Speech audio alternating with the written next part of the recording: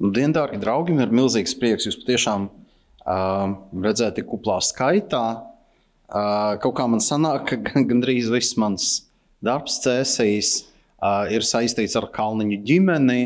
Ar Gundru mēs iepazināmies sen, kad mēs studējam vēl kopā, bet tad, kad jau es strādāju muzejā, tad, kad mums bija projekts Holokausta upuru masabedījumu vietu dokumentācijai, tad mūsu kontaktpersona Cēsīs bija Dalmans Kalniņš, un tad mēs strādājam kopā ar Elīni, un tad atkal ar Gundru mēs strādājam pie kapsētas dokumentācijas projekta. Patiesībā tas ir ļoti patīkami, ka mēs redzam kaut kādu tādu dinastiju, bet ģimenes pēctecību, darba pēctecību, ideju pēctecību. Par kaut kādām lietām mēs arī parunāsim par ģimenēm tā skaitā. Es atzīšos, ka nosaukums sanāk diezgan ambiciozs, jo es darīšu tieši kaut ko pretēju. Iepriekšēji runātāji, respektīvi es sūdzēšos par to, cik mums slikti ir ar avotiem. Vienkārši dažas lietas, ar ko sākt, ir jāsaprot, ka ebreju kapsēta ir vispār vienmēr pirmais marķieris, ka pastāv dzīva kopiena, jo pēc ebreju tradīcijas ir vēlams cilvēku apbedīt pēc iespējas ātrāk. Ja tas nav iespējams, tad ved uz tuvāko kapsētu, bet vēlams cilvēku ir apbedīt tai pašā vai nākamajā dienā vēlākais. Tāpēc, ja mēs redzam, ka ir ebreju kapsēta, tas nozīmē, ka ir pietiekami daudz cilvēku, kas var iegādāties šo zemes gabalu vai vismaz organizēt šī zemes gabalu pastāvīgu izmantošanu un kas var norganizēt tā saucamo apbedīšanas brālību, kas rūpēs par to, lai cilvēks tiktu apbedīts pēc visiem reliģijas noteikumiem, kas ir svarīgi. Un tad mums var būt kapsēta, ko izmanto vairākas apkārtējās draudzes vietā, piemēram, kur neviens nedzīvo, bet kuru var viegli sasniegt. Un patiesībā Latvijā vecākās ebreju kapsētas ir tieši tādas, kas atrodas absolūti nekurienē, kaut kur ceļu krustojumos, bet kur bija diezgan tuvu, acīm redzot, apkārtējiem pagastiem. Un bieži vien to arī pierakstā vēl 20. 30. gados stāstus par šādām vietām. Vairākas no šīm vietām mums izdevās identificēt, bet pirmo reizi šī gada pavasarī mums atsūtīja ziņu arī par kādu ebreju kapsētu, par kuru mēs nekādiem avotiem neesam dzirdējuši, un kur pat bija saglabājies vismaz viens kapakmens 1812. Gada, kas kopumā ir ļoti, ļoti, ļoti agri Latvijai. Lai gan pirmā pēc avotiem mums zināmā ebreju kapsēta ir 1668. gadā pie Jaunjēlgavas. Acīm redzot, tiek domāts par kapsētu, kas atrodas vietā, kas saucās Sērene, kur vēl joprojām ir sataustāma tā vieta, bet mēs neko nezinām par cilvēkiem, kas izmanto šo kapsētu. Bet dokumentos tā ir fiksēta kā orientieris, ka kaut kas tur atrodas pie tās kapsētas. Vēl viena svarīga lieta, ka ebreju kapsētai ir atkal pēc tradīcijas, ir jābūt nost no pilsētas, lai gan tas nevienmēr tika ievērots, bet šai ziņā izvietojums Cēsīs bija ļoti loģisks un izdevīgs, tāpat kā tie sanitārie noteikumi, par kuriem jau tika vairāk kārt runāts, tas pilnībā sakrīt ar ebreju tradīciju, un kapsētai bija jābūt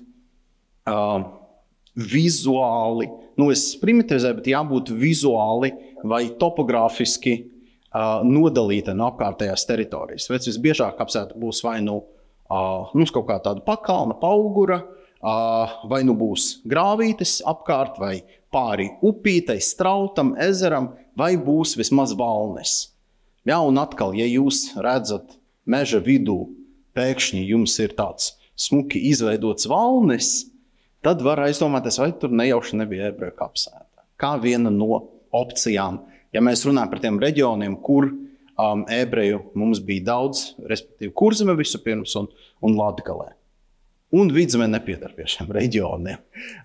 Lai gan mums patiesībā jau 16. gadsimta nogalē ir informācija par ebreju klātbūtni Vidzemē, respektīvi 1592, 3., 5., 6., 8. gadā Rīgas pilsēta, Rīgas rāte nemitīgi sūta savus pilnvarotos uz Cēsu landtāgu, un viens no uzdevumiem viņiem ir panākt to, lai Rīgā un Vidzemē netiktu paciesti ebreju, skotu un holandiešu tirgotāji.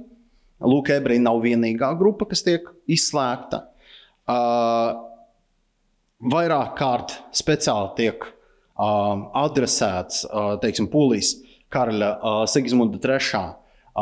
Jūs redzat, jā, ka te specifiski iet runa par Cēsīm, kur par Ventspili un par citā dokumentā ir piesaukts Vendenes Cēsu bīskaps Šenkings, jo bija gadījumi, kad viņi izsniedza kaut kādu atļauju atsevišķiem tirgotājiem tomēr darboties.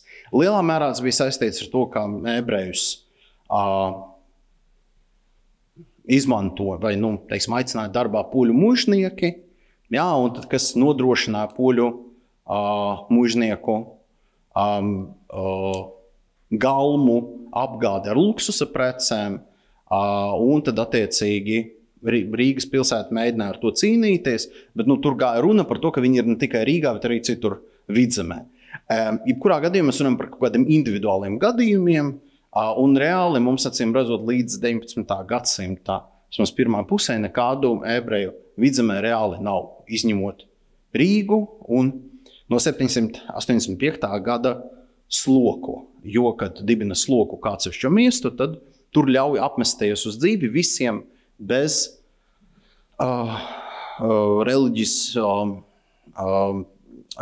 bez nekādiem reliģijas ierobežojumiem. Sloka bija pārņemta no Kurzemes hercogistes 2 gadus agrāk. Krievijas impērijā ebrejiem dzīvot bija aizliegts, līdz Krievijas impērija 1772. gadā pēc pirmās Polijas dalīšanas ieguva līdz ar jauniegūtajiem apgabaliem arī 50,000 ebreju. Pirms tam ebreji dzīvo ārkārtīgi nelielā skaitā Rīgā ar pagaidu atļaujām faktiski un daži simti Smoļenskas apgabalā un centrāla Ukrainā. Respektīvi, tas nav kaut kas vērā ņems. Un pat pēkšņi ir milzīgs skaits. Un 790. gados sāk, un vēl pirms 2. un 3. Polijas dalīšana, bet tad jau pēc Polijas dalīšanām izveidot tā saucamo apmešanas joslu. Jā, latviski to sauc par apmešanas joslu, krieviski tas saucās Čertā Jevreiskais Siedlisci, respektīvi provinces, guberņas, kas bija pievienotas no Polijas, ar jau tur klātesošiem ebrejiem bija atvērtas ebreju klātbūtnei, ebreji tur varēja palikt un varēja pārcelties no reģionu uz reģionu. Citos impērijas reģionos viņi drīkst uzturēties tikai neilgu laiku, kas viņiem bija vajadzīgs varbūt vai no tirzniecības darījumiem, vai, piemēram, tur kaut kādu tiesvedības vajadzībām, bet dzīvot tur viņi nedrīkstēja. Un tas attiecās arī uz Vidzemi. Atkal izņemot Rīgu un Sloku, kas bija savs stāsts, bet ja mēs runājam par Vidzemes pamatteritoriju, ieskaitot Cēs, tad tur ebrejiem dzīvot bija aizliegts. Tiesa gan visu 19. gadsimta pirmo pusi, te laiku pa laikam ieklīst kaut kādi nelegāli ebreji, kurus mēs redzam dokumentos, jo viņus apcietina policija. Cik daudzus no viņiem policija neapcietina, to mēs nezinām, kā jūs saprotat. Runā par ģimenes vēsturi, tie, kas nodarbojas tur, zina, ka vislabākais ģimenes vēsturi, ka jums dzimtā ir noziedznieks. Ja noziedznieki atstāja pēdas, kaut kāds vai likuma pārkāpējs, teiksim tā. Neobligāti noziedznieks, bet kurā gadījumā cilvēks, kam ir zināmas problēmas ar likumu, un likums par to zina. Un šis cilvēks nonāk zem radāra. Faktiski pirmā grupa ebreju, kas var masveidā drīkst masveidā apmesties ārpus šīs apmešanas joslas, ir grupa, ko sauc par Nikolai zaldātiem. Respektīvi, Nikolai I valdīšanas laikā no 1827. gada ebrejus sāk ņemt zaldātos. Pirms tam ebrejus neņēma rekrušus, tika uzskatīts, ka ebreji ir slikti karavīri, un viņus neņēma, tā vietā ebreji maksāja papildus nodokļus. Nikolais I, kas uzskata armiju par universālo sabiedrības transformācijas instrumentu, sāk ebrejus ņemt armijā, tā skaitā ar lielāku normu vai likmi nekā kristīgos rekrušus. Jā, kā jūs ziniet, tur bija diezgan sarežģīta sistēma, kā ņēma zaldātos. Jā, Nikolai I valdīšanas laikā ņēma zaldātos 25 gadiem, bet reāli cilvēks dienē 10-15 gadus, tad viņš skaitās tādā kā rezervē, bet viņš jau var nodarboties ar kaut kādu arodu. Principā viņš šajā laikā var precēties. Bieži vien ebreji, kas nonāca armijā, viņus speciāli sūtīja dienēt kaut kur tālu prom no dzimtām vietām, jā, kur viņiem nebūtu ebreju vides, un tas varētu teorētiski sekmēt viņu arī pāriešanu kristietībā. Tur ir strīdi par to, cik lielā mērā tas strādāja, bet diezgan liela daļa šo ebreju tiešām pārgāja kristietībā, un viņiem vienkārši bija vieglāk dzīvot. Bet kaut kāda daļa palika savā ticībā, un tad tiem ebrejiem, kas beidza dienestu, tāpat kā citiem karavīriem, bija atļauts, demobilizētiem karavīriem, bija atļauts brīvi dzīvot jebkurā Krievijas impērijas pilsētā. Un tieši šie te atvaļinātie karavīri bija pirmie ebreji, kas parādījās Vidzemes pilsētās 850. gados. Ja jūs pareiķināsiet, tad tie cilvēki, kurus ņēma 27. gadā, teiksim, agrākais 25 gadus vēlāk, 52. gadā viņi varēja beigt dienestu, jā, tad kaut kad 50. gados viņi varēja apmesties. Mēs īsti nezinām, kad pirmā ebreju ģimene parādījās Cēsīs. Mums ir par to ziņas no tādas 80. gadu nogales grāmatas, kas saucās Pinkasa Keilot, draudžu hronikas. Problēma ir tāda, ka tur nav atsauču normālo. Tur mēdz būt, teiksim, atsauce arhīva materiāli. Kā tādā labā 19. gadsimta enciklopēdijā. Un mēs tagad sadzīt galus, godīgi sakot, tiem arhīviem. Jo tomēr 80.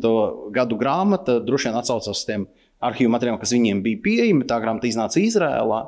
Tad, mēs varam būt droši, ka tos arhīvus neapēda peles, tie nesadega kaut kur, es nezinu, tur uzlidojumos un tā tālāk. Bet, pagaidām, ko mēs zinām, mums nav pamata neticēt tomēr šai enciklopēdijai, ka pirmā ģimene, kas ienāca Cēsīs 50. gados, bet varētu būt 50. gadu otrā pusē, bija kāds Mendels Rozentāls, kas bija drēbnieks no Kurzemes. Jo 50. gadu nogalē Aleksandra II liberalizācijas laikā atļauj arī noteiktām amatnieku kategorijām apmesties ārpus šīs apmešanas joslas, ja viņi var pierādīt, ka viņi patiešām nodarbojas ar savu amatu, ka drēbnieks patiešām šūj drēbes, un ja viņi piesakās vietējās cunftēs. Tad, it kā 60. gados, parādās vēl 9 šo te izdienējušo karavīru ģimenes ar sievām. Un tad te jūs redzat, tas ir izvilkums no Vidzemes gubernas kamerālvaldes 870. gada lūk šiem te noteikumiem, jā, kas tieši dod kaut kādu ietvaru, jā, ka viņi drīkst dzīvot kopā ar saviem ģimenes locekļiem, jā, ka viņi var turēt mācekļus, jā, bet ne svešus no saviem ticības biedriem. Jā, ka tie par mācekļiem var būt viņu bērni. Jā, un tad tiem ebrejiem, kas 5 gadus no kārtas pie pirmās ģildes savas nodošanas maksājuši, un ja viņi grib andalēties ārpus tā viņiem priekš pastāvošās dzīvošanas, apzīmēta apgabala ir atļauts pierakstīties pie turienes pirmās ģildes kaufmaņiem. Respektīvi, šie pirmās ģildes tirgotāji ir pirmā grupa, kurai ir atļauts arī pierakstīties vietējos tirgotājos. Ja? Un tad absolūti oficiāli arī tur jau dzīvot. Ja? Tad, lūk, no vienas puses mums ir šie demobilizētie karavīri, kas kopumā ir diezgan masturīgi cilvēki, jo skaidrs, ka nekādu lielu bagātību viņi pat dienesta gadiem nevarēja akumulēt. Un otras puses mums ir pirmās un vēlāk arī otrās ģildes tirgotāji. Un ja mēs runājam par statistiku, tad mēs redzam, ka mums Cēsijas 863. gadā ir 10 cilvēki, un dažus gadus vēlāk mums ir 18 cilvēki. Iespējams, te iet runa tikai par vīriešiem, tad mēs varam pierēķināt klāt plus mīnus tikpat daudz sievietes. Bet kurā gadījumā mēs runājam par relatīvi nelielu skaitu. Bet kas ir svarīgi, viņi jau var funkcionēt kā kopiena, jo ebreju kolektīvā dievkalpojuma noturēšana ir vajadzīgi 10 pilngadīgi vīrieši. Pilngadīgais vīrietis skaitās no 13 gadiem. Respektīvi, ja jums ir 13 pilngadīgi vīrieši, jūs varat noturēt kolektīvu dievkalpojumu. Krievijas impērijas likumdošana pieprasīja, kā ebreju dievkalpojumu noturēšanai ārpus tam paredzētās vietas, respektīvi reģistrētā, nosacītā ebreju dievnama, lūkšanu nama, vajag saņemt policijas atļauju, bet tas ir iespējams. Ja iet runa par to, ka 870. gados uz Cēsīm pārcēlās arī vairākas amatnieku un sīktirgotāju ģimenes no Lietuvas, tad mēs saprotam, ka ir iespējams, ka jau 70. gados ir kaut kāda puslīdz organizētā draudze. Tiesa gan, ja mēs paskatīsimies uz šiem te pārskatiem, ja, jūs varat redzēt apakšējā stūrī, kas tika iesniegti Vidzemes guberņas valdei. Ja, tad tas ir 876. gada rezultāti. Mēs redzam, ka ir 134 ebreji. Ja, un jūs redzat, ka ir zināms pieaugums, jo piedzima vairāk nekā nomira. Ja, tad 881. gadā 80. turpinās pieaugums. Ja, un tad 895. gadā ir jau atzīmēta, kā pastāv lūkšanu nams, kas ir oficiāli reģistrēts.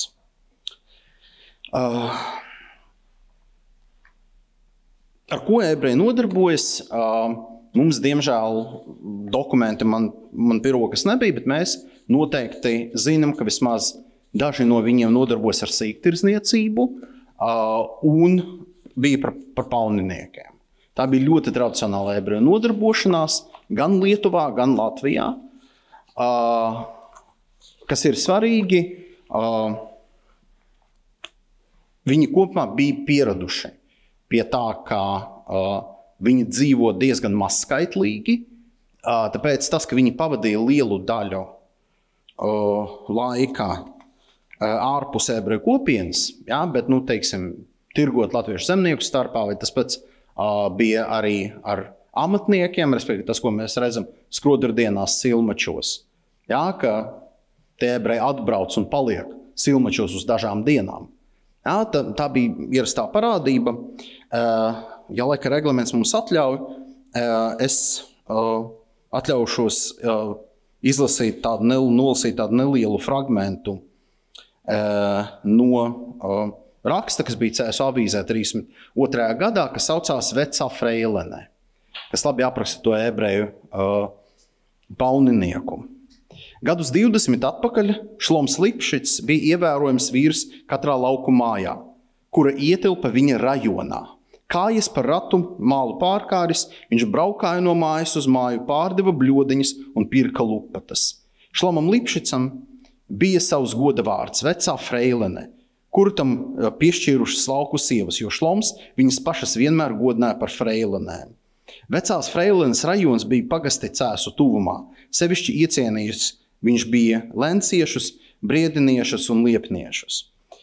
Savu zirgu kaut kur piesējis vecā freilene iečāpoja zemnieka istabā. Saimnieces no pažobelēm izvilka senkrātās lupatas, sākās tirgošanās. Reizēm tā vilkās ilgi. Saimniece prasīja par lupatām 4 kapeikas mārciņā, bet vecā freilene par 3 kapeikām vairāk nedeva. Tomēr tukšā veca freilene nekad neaizbrauca. Un tad apraksta, kā viņš tur pārlaiž nakti kaut kādā šķūnī, kā viņu izjoko bērni un tā tālāk. Kas viena svarīga lieta, kas te parādās?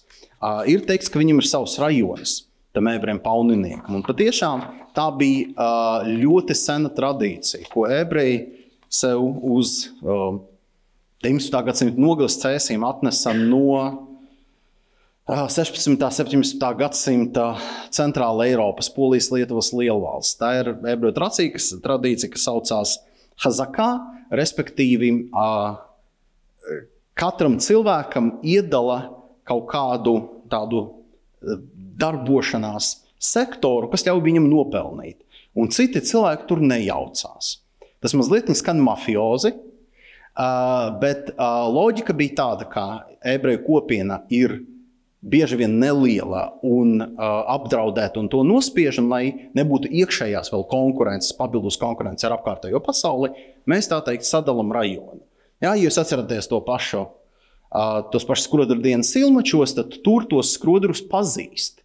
Tie ir cilvēki, kas laiku pa laiku atbrauc, tas ir viņu rajons. Un viņiem ir kaut kā tāda emocionāla jau saikne ar šo pagastu zemniekiem. Ja?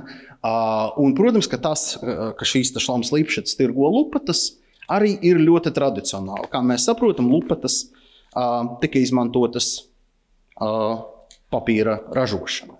Ja, un tur tā skaitā apraksta, ka viens no izjokošanas veidiem bija viņam sabāzt maisā lupatas, kas galīgi nekam nebija derīgas, kuras nevarēja pastrādāt papīrā. Tad, respektīvi, mēs varam teikt, kaut kāda daļa nodarbos tieši ar to, bet problēma ir tāda, ka mums, diemžēl, nav kaut kādā pieejamā veidā ebreju kopienas sarakstu vai reģistru. Ja, teiksim, tādi saraksti mums pastāv par Latgales un Kurzemes ebreju kopienām. Tur bija arī atsevišķi reģistrētas ebreju kopienas. Bet Cēsīs ebreju kopiena man tāda sajūta, ka oficiāli nefunkcionēja līdz pat Latvijas brīvvalsts posmam. Mums nav nekādas iekšējās dokumentācijas, ne dokumentācijas, kas nāktu no kopienas iekšienes, bet arī nav dokumentācijas, kas mums ir, piemēram, par Kurzemi saglabājusies grobiņas rātes fondā, tur, teiksim, tiek vēlēts draudzes rabīns. Bet mēs zinām, ka ir reliģiskā dzīve. Varētu būt, ka tajos 870. gados jau kaut kādās īrētās telpās notiek dievkalpojumi. Un it kā iet runa par to, ka vēlāk arī nopērk no pareizcīgo draudzes zemes gabalu, kur tiek uzcelta sinagoga. Un vienmēr iet runa tikai par to lokāciju, kas arī vēlāk bija sinagoga, tagad tā ir Vaļņu iela 35, toreiz, ja es nemaldos, Vaļņu iela 23, bet speciāli pārbaudīja, vismaz 912. gadā tā pieder kādam Vilhelmam Hoppam, bet tai pašā namā, teiksim, dzīvo arī kaut kādi ebreju amatnieki. Bet es godīgi saku, man pagaidām neizdevās saprast, kā tas viss funkcionē. Bet jebkurā gadījumā mēs zinām, ka mums jau no 890. gadiem ir cilvēki, kas pilda reliģiskās funkcijas. Pirmais ir šīs rabīnu palīgs vai vietas izpildītājs. Viņš dažādās vietās tiek saukts dažādi. Joselovits. Viņa vārdu man neizdevās atrast. Problēma tāda, ka par cēsīm nav saglabājusies, ja es pareizi saprotu. 1897. gadā Krievijas impērijas tautas skaitīšana. Vismaz man neizdevās to atrast, un es pieņemu, ka tā nav saglabājusies. Kas, protams, ir vienmēr izcils avots. Un te sākas mana sūdzēšanās par avotu trūkumu. Un, kas ir svarīgi, mēs redzam, ka uz to brīdi ir arī šehteris, respektīvi cilvēks, kas nodrošina draudzi ar košera gaļu, ar to gaļu, kas var tikt lietota pēc ebreju reliģiskiem noteikumiem.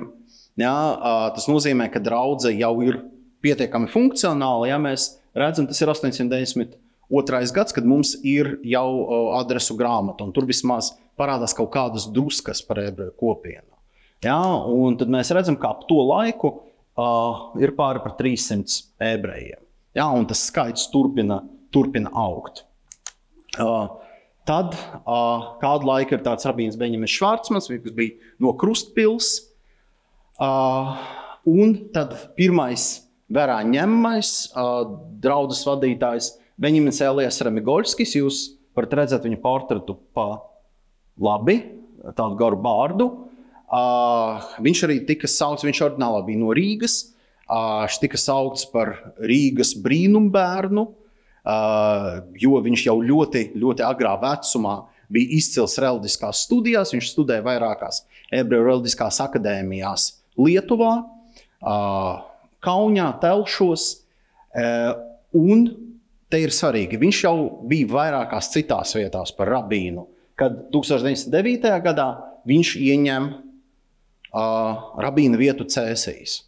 Respektīvi, pēc ievērojām kopienām galvenokārt bija Ziemeļrietumu Baltkrievija un Austrum Polija, toreizēja Grodņas gubernija. Viņš pēc tam kopienām brauc uz Cēsīm, kas, ir ekonomiski attīstīta pilsēta, bet no tradicionālās ebreju dzīves viedokļa tā ir diezgan dieva aizmirsta vieta. Te nav nekādu reliģiskā un intelektuāla ziņā izcilu darbinieku. Respektīvi, ja cilvēks brauc tādā vietā, viņš uzskata, ka viņš tomēr tur intelektuāli nenīkuļos. Un mums ir piemēri, ka, piemēram, arī tajos pašos gados, mazliet agrāk, 900. gadu Limbažos, kas bija vēl mazākā ebreju kopiena, tur arī ir rabīns ar diezgan tādu labu nopelnu sarakstu, arī ar grāmatām, ko viņš tur sarakstīja, sēžot Limbažos. Varam pieņemt, ka tur tieši otrādi viņam par labu gāja tas, ka kopiena relatīvi maza, viņu nepārāk bieži traucēja viņa intelektuālās nodarbes, un viņš varēja pārtikt varbūt no tās naudas, ko viņam maksāja. Ja, un pēc Remigoļska, kad viņš aizbrauc vai no 12. vai no 13. gadā, faktiski draudze līdz pat 30. gadam paliek bez vadītāja. Ja, ir lūkšanu vadītāji, ir vienkārši cilvēks, kas vada dievkalpojumu, bet viņš nevar, kas jūdaismā ir svarīgi spriest reliģisko tiesu tur vai dot kaut kādus padomus reliģiskā ziņā. Ja, šie Jankas Veinrongs un Samuels Zēliksons. Samuels Zēliksons ir limonādas rūpnīcas īpašnieks. Es neatceros tagad, kur tā rūpnīca atradās. Šehteris Leibs Glēzers, vienā vietā viņš arī tiek saukts par rabīnu, bet īsti nav, nekur viņš nav apstiprināts par rabīnu, un neviens par viņu neko nezina. Jā, pēc nav tur īsti saprotams. Un tad nākamais rabīns tiek apstiprināts draudzē jau tikai brīvvalsts posmā. Pirmajā pasaules karā kopiena īpaši necieta, bet ebreju skaits samazinājās, un tur bija vairāki iemesli.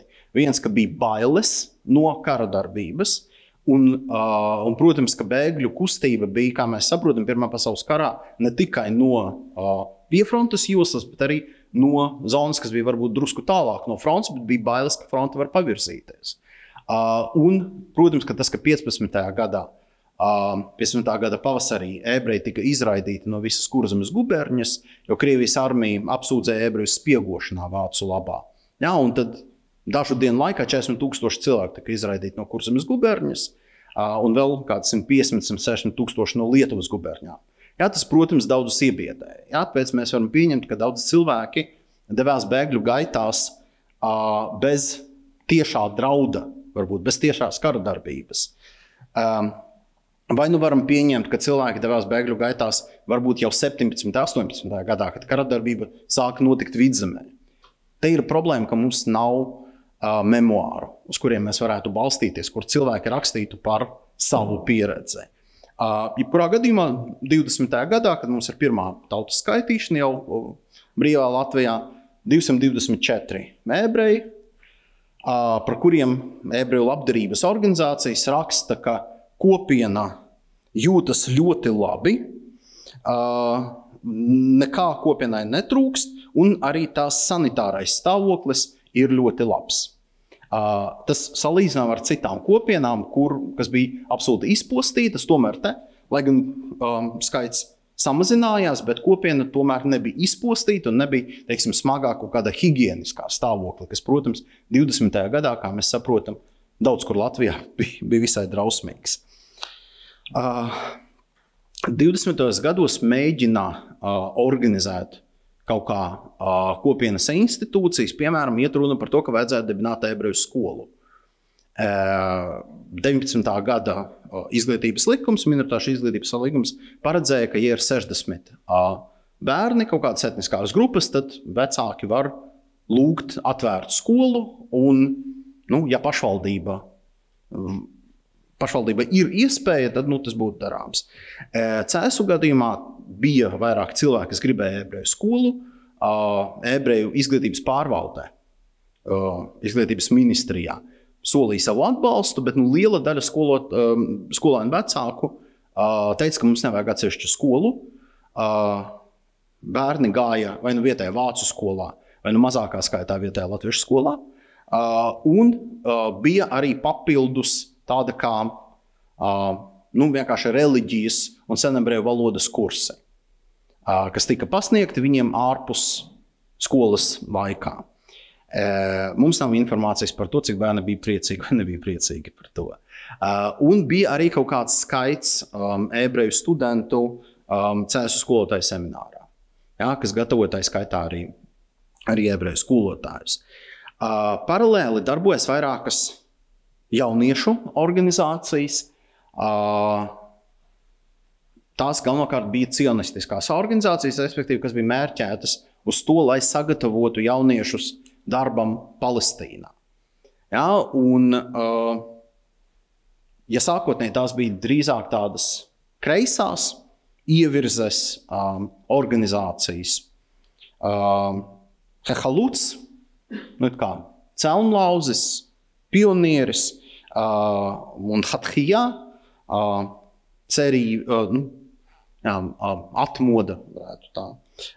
Tad no kāda 30. vai 31. gada diezgan pamatīgi jaunatne aiziet uz, tā teikt, labējo pusi, lielu ietekmi gūst organizācija, kas saucās Trumpeldora Savienība vai Beitar, no kuras, principā, izauga viss Izraēlas politikas tagadējais labējais flanks, kas ir vadoši Izrēlā.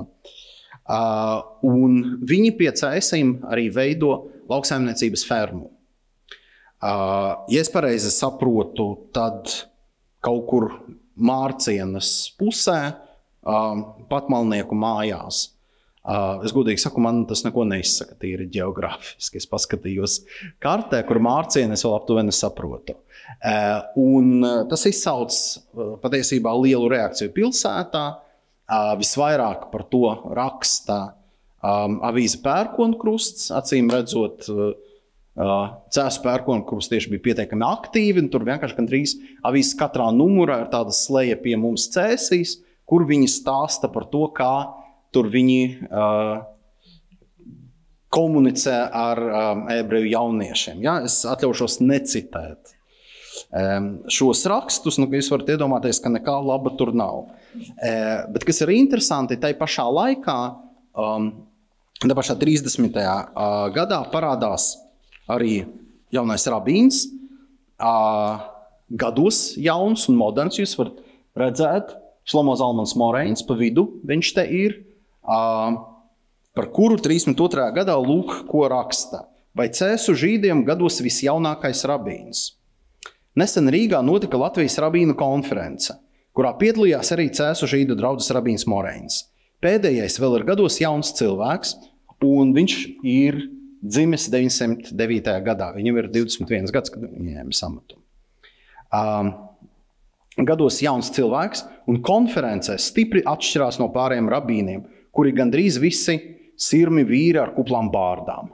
Pēc konferences kāds Rīgas laikraksts, tas ir Krievu laikraksts Sevodņa večeram, ziņoja, ka visi konferences dalībnieki bijuši ar bārdām izņemot vienu, domāts rabīns Moreins. Jāsaka, ka rabīns Moreins ir ļoti inteliģents cilvēks, baudījis labu izglītību, ir apdāvināts mūziķis. Viņam pārnākot uz cēsīm, daļa žīdu ar vecu laiku uzskatiem nostājas pret to opozīcijā, bet tagad visa draudze savu ganu iemīļojusi, jo redz viņā jaunu apgarotu apustuli. Rabīna Moreina vadībā cēsu žīdu draudze stipri progresējusi un jūtās daudz vairāk vienota kā agrāk.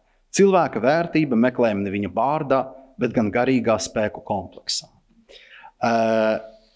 Ir jāsaka, ka mēs varam droši vien uzticēties arī šīm te aprakstam, jo 33. gadā viņu uzaicina arī par Valmieras ebreju draudzes vadītāju. Un tad viņam ir sarakste ar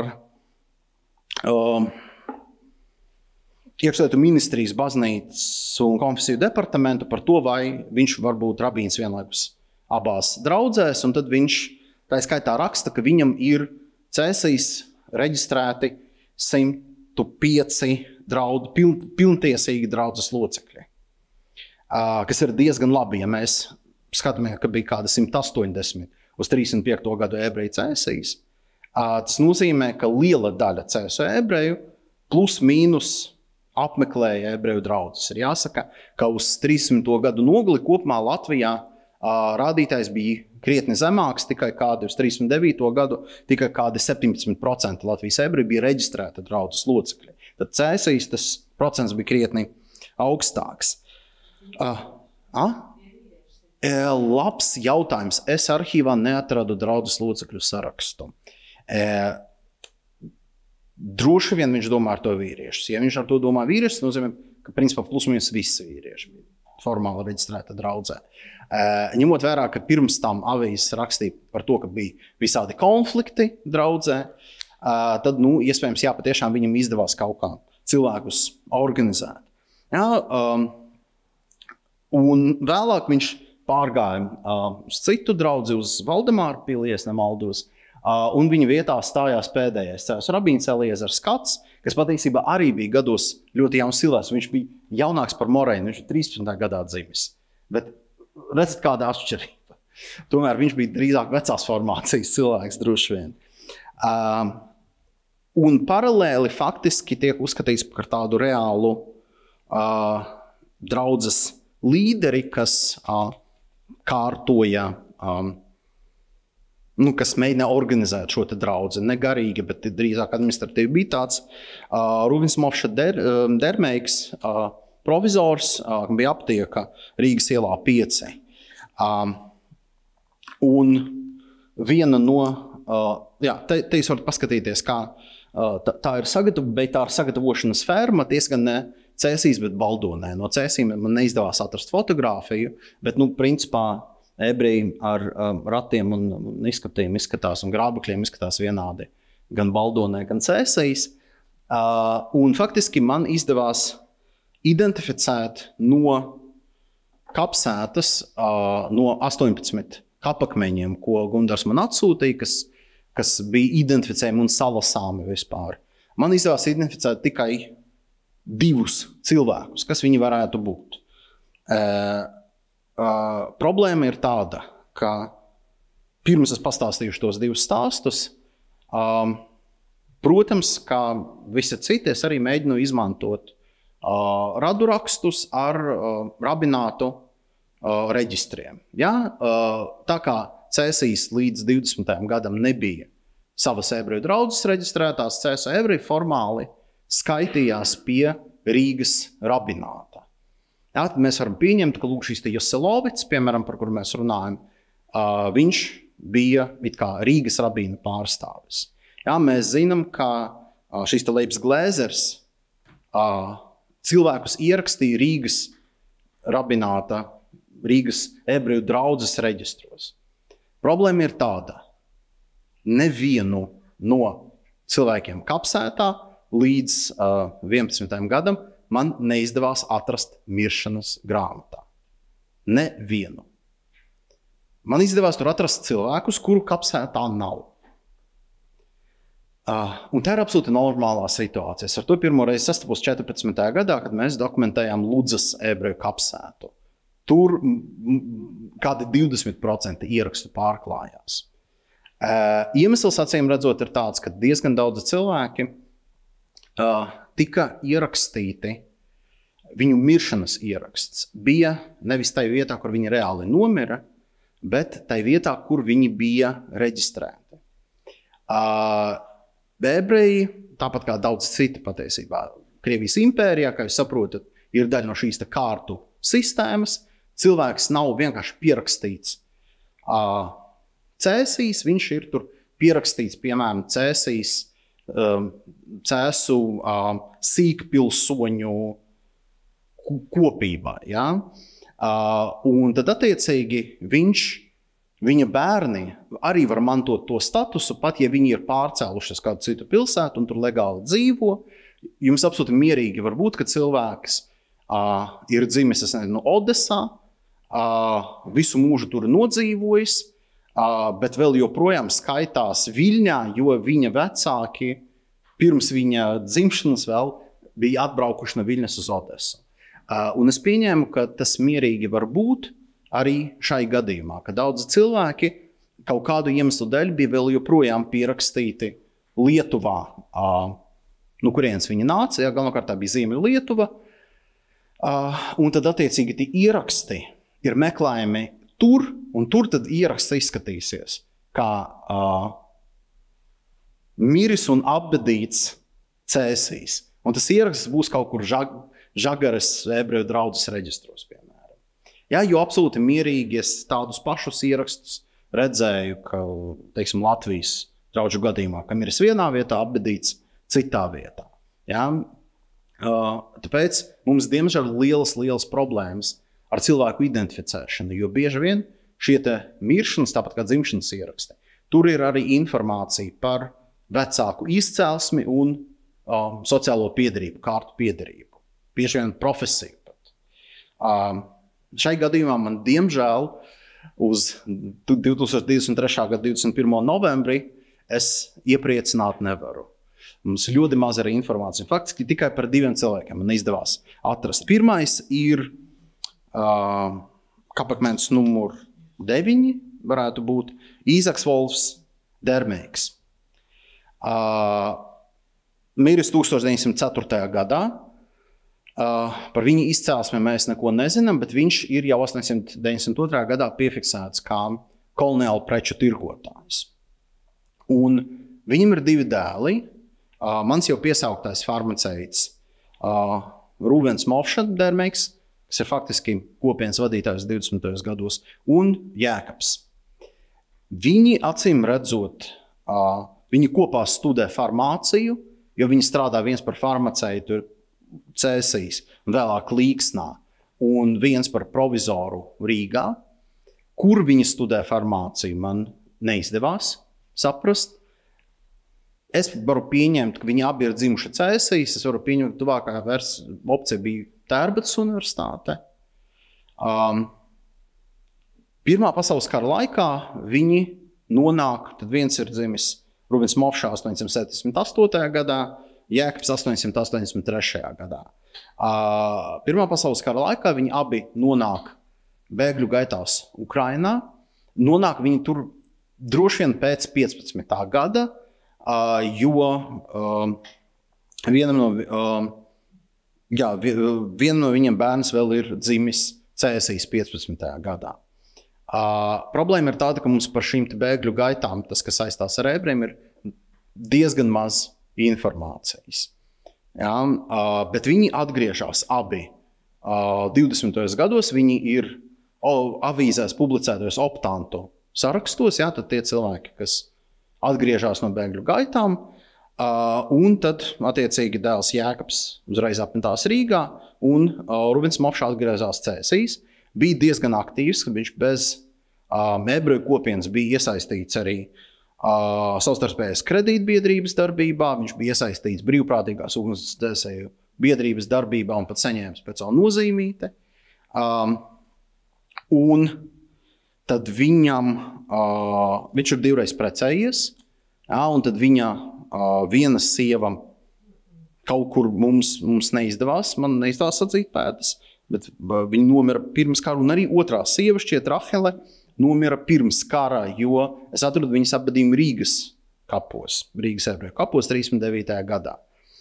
Un kaut kādā brīdī viņš ir pārcēlies uz Līksnu pie Daugavpils. Un tur arī Rubens Moša gāja bojā holokaustā. Viņam ir arī bija dēls Īzaks, kas ir dzimis 15. gadā, Cēsīs, kas ir izdzīvojis. Viņš bija ieslodzīts Daugavpils geto, viņš bija vēlāk Štuthofas nometnē, Ziemeļpolijā, Buchenvaldes nometnē, bija izdzīvojis, bet man neizdevās atrast viņa pēdas pēc 2. pasaules kara. Mēs zinām, ka viņš atgriezās Latvijā, viņš ir izgājis filtrāciju, ir viņa filtrācijas lieta valsts arhīvā, bet kas ar viņu tālāk notika, to mēs nezinām. Mēs zinām, ka kaut ko par viņu bija stāstījuši radinieki vienā intervijā. Bet man pagaidām neizdevās tikt pie tās intervijas, kas ir vienā Amerikas arhīvā. Tad kaut kādā brīdī mēs varbūt vairāk zināsim. Otra ģimene, un to es gan jums parādīšu, kapakmens numur 1, Ābrams Cvī, Menahema Mendla dēls Červonogurs, par kuru mēs pašu neko nezinām, izņemot dzimšanas datus, dzimis 847. gadā, miris 1929. gadā. Tas pats par sevi ir ļoti neparasts piemineklis, jo visbiežāk uz ebreju pieminekļiem neraksta dzimšanas datumu vai gadu. Te datums ir rakstīts. Bet mēs kaut ko zinām par viņa ģimeni, par viņa dēlu Izraēlu, kas ir dzimis jau Cēsīs 875. gadā. Un kas bija rados arī vēl tādu ebreju ģimeni Hiršhorniem. Un te ir interesanti, ka mūs sameklēja burtiski pirms dažiem mēnešiem šīs ģimenes pēcnācēji un spīdzināja mums par ģimenes vēsturi, kas mani arī ļoti labi sakrīt ar to, ka Gundārs mani uzaicināja uzstāties šai konferencē. Jā, viņa aizceļo līdz Cēsim.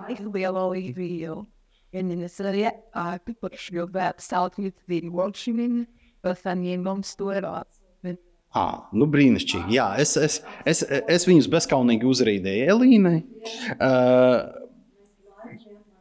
Jā, un ko mēs zinām, ka Izraēlam un viņa sievai Hannai no 907. gadā ir lupatu uzpirkšanas uzņēmums.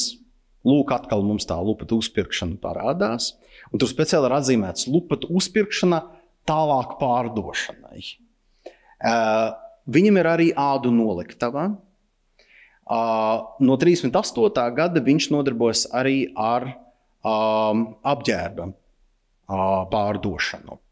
Jā, apģērba iznēsāšanu. Kā rakstīts, man izdevās atrast šo te uzņēmuma reģistrācijas aktu, kas tiesa gan lielā mērā, protams, ir veltīts īpašuma nacionalizācijai jau pēc padomju okupācijas sākuma. Jā, un liela daļa informācijas, ko jūs atrodat par viņu presē, ir tieši tie bezgalīgie nacionalizācijas saraksti, paziņojumi par nacionalizāciju, tur kaut kāda nacionalizācijas pārvaldnieka iecelšana un tā tālāk. Dzīvoja viņa Gaujas ielā 13. Es tā saprotu, ka tā ēka ir saglabājusies. Uzņēmums bija Valdemara ielā 1-3. Un viņi bija vienīgā Cēsuma ebreju ģimene, kas tika 1941. gada 14. jūnijā deportēti, gan Izraels, gan viņa sieva Hanna, izdzīvoja Sibīrijā, Izraels Hanna, man liekas, nomira Sibīrijā. Izraels izdzīvoja Sibīrijā, atgriezās, bet atkal man neizdevās sadzīt pēdas pagaidām. Jā, respektīvi, visbiežāk ir tā, ka cilvēki, kas no mazpilsētām, piedodiet, kas saucas par mazpilsētu, bet no pilsētām atgriezās no Sibīrijas vai atgriezās no nacistu nometnēm, viņi bieži vien neatgriezās savās dzimtās pilsētās, ja, jo tur viss bija zaudēts. Tur nebija ne tās vides, ne to cilvēku, tur nebija nekāda. Pēc viņi visbiežāk aizbrauca uz Rīgu. Ja, un tāpēc mēs meklējam cilvēkus bieži vien Rīgas ebreju kapos, kur ir pilns digitalizētu kapsēta, 25,000 ierakstu, ja es nemaldos. Man neizdevās viņu tur atrast, un neizdevās arī Semetī reģistrā atrast, vai nu viņi ir kādā, piemēram, no Rīgas lielām kapsētām, kas nav vēl digitalizēta, jā, nezinu, tur Jaunciema kapi nosacīti, vai nu viņi aizbrauc uz Izraēlu, Ameriku, Vāciju, kaut kur, bet jebkurā gadījumā man viņi neparādās. Jā, un tie pēcnācēji, kas bija pēcnācēji vienai no droši vien Izraēla meitām, man tāda sajūta. Lai gan viņš saka, ka māsām, bet tur māsa, kas ir 33 gadus jaunāka par brāli, neīpaši ticams. Tāpēc es domāju, ka tomēr viņa kaut ko jauc un tā ir meita, bet viņa aizbrauc uz Ameriku ap 1921. Gadu. Jā, tad tas ir cits atzars vienkārši. Bet reāli tiešos pēcnācējus tiem, kas palika Latvijā, man pagaidām atrast neizdevās. Kas nenozīmē, ka tas nenotiks kaut kad nākotnē. Ar to es arī beigšu.